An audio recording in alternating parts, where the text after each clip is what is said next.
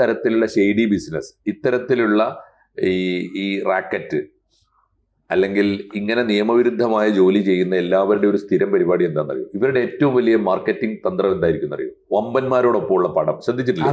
എല്ലാ കള്ളക്കടത്തുകാരുടെയും കയ്യിലുണ്ടാവും.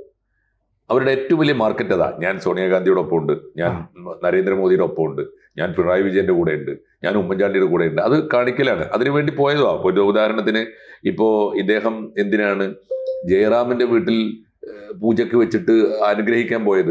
അപ്പൊ അത് ജയറാമിനെ പോലുള്ള ഒരു സ്റ്റാർ വാല്യൂ ആവശ്യമുണ്ട്. രാഷ്ട്രീയക്കാരുടേത് സ്റ്റാർ വാല്യൂ മാത്രമല്ലല്ലോ, പ്രൊട്ടക്ഷൻ കൂടിയാണ്. സോണിയാഗാന്ധിയൊക്കെ അറിയുന്ന ആളാണ് എന്ന് പറയാം. പിന്നെ ഈ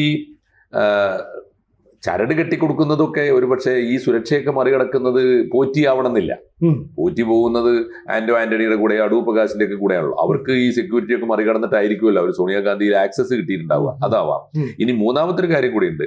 ഇനി ഇവര് അനിയത്തിയുടെ സഹോദരിയുടെ ഇറ്റലിയിലെ ആന്റിക് ബിസിനസ്സിലേക്ക് ഒരു ക്ലയന്റ് ഉണ്ട് ഇവിടെ എന്ന് പരിചയപ്പെടുത്തിക്കൊണ്ട് കോൺഗ്രസ് നേതാക്കന്മാർ, വിശ്വസ്തരായ അനുയായികൾ കോൺഗ്രസ് നേതാക്കന്മാർ ചെല്ലുമ്പോൾ അയാളെ പരിചയപ്പെടുന്നതിലും നമ്മൾ സംശയിക്കുന്നതിന് കാര്യമില്ല. കാരണം ഇത് മോഷ്ടിച്ചു കൊണ്ടുവന്നതാണ് എന്ന് അവർ കരുതിക്കൊള്ളണമെന്നില്ലല്ലോ. അവരോട് പറഞ്ഞിരിക്കാനും ഇടയില്ല. ഇനി അങ്ങനെ മോഷ്ടിച്ചതിൽ ഈ കൊണ്ടുപോയ കോൺഗ്രസ് നേതാക്കന്മാർ പങ്കുവച്ചിട്ടുണ്ടെങ്കിൽ സോണിയാഗാന്ധി ഇത് അറിഞ്ഞുകൊണ്ടൊന്നുമില്ല.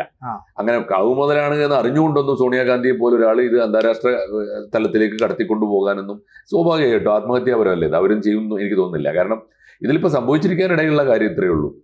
അവരോട് ഇത് കളവ് മുതലാണെന്ന് പറയാതെ ഇയാളെന്തോ ഒരു വൻതോക്ക് ആന്റിക് ഡീലറാണ് എന്ന മട്ടിൽ കൊണ്ടുപോയി പരിചയപ്പെടുത്തി കാണും. മാത്രമല്ല ഇദ്ദേഹം പോറ്റിയാണ്, ഇദ്ദേഹം എന്തോ ആത്മീയ രംഗത്തൊക്കെ ബന്ധമുള്ള ഒരാളാണ് എന്ന് പറഞ്ഞിട്ട് അനുഗ്രഹം പോലെ ഒരു ചരട് കെട്ടിച്ചിട്ടുണ്ടാവും. ABC മലയാളം സബ്സ്ക്രൈബ് ചെയ്യുക, ബെൽ ബട്ടണും അമർത്തുക.